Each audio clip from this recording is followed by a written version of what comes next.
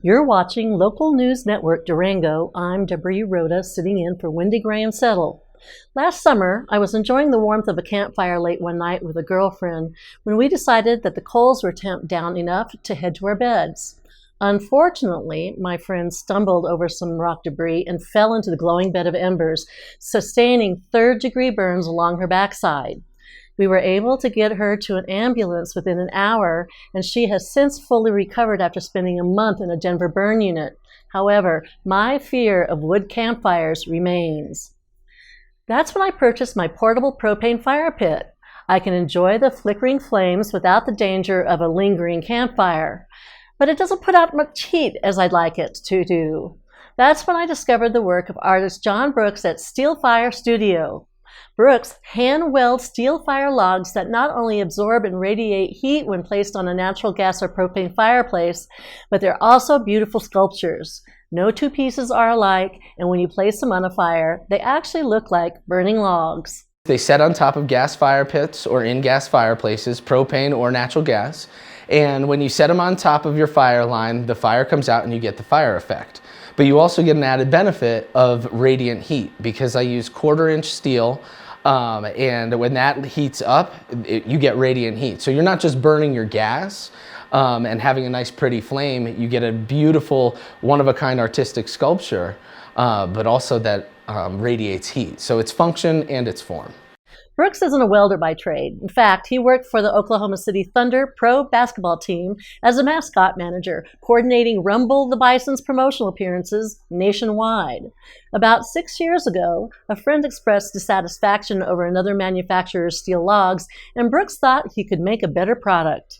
I'm pretty much self-taught. I burnt myself a lot. I burnt a lot of clothing, made a lot of mistakes, and just kind of perfected how I wanted to do this. When my friend was so disappointed with the product, I decided that I can do better. And that was when I taught myself. It took me quite a while to learn how to do it properly, the mixture of gas and the welding, and make sure the beading is nice and fine, because if the beading isn't fine, then it just looks like splatter and you don't get a nice pretty weld on it. And like I said, it's an artistic piece, an artistic conversation piece, as well as the function of the radiant heat.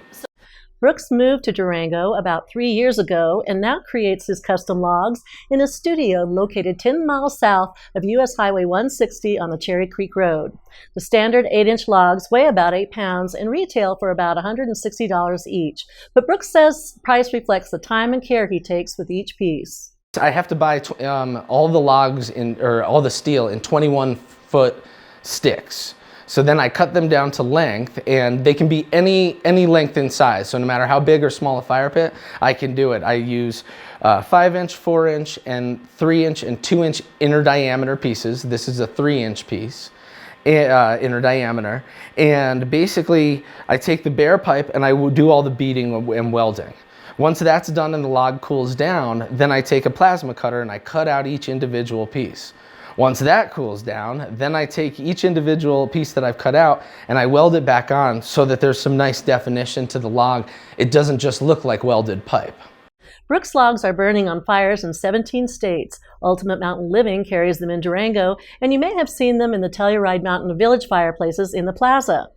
This summer, he has been selected to attend several national shows with the manufacturer of high-end gas and propane fireplaces, a move that he hopes will increase demand for his logs so that he can expand his business and employ additional craftsmen. In the meantime, you can see his full line of steel logs and order them online at steelfirestudio.com.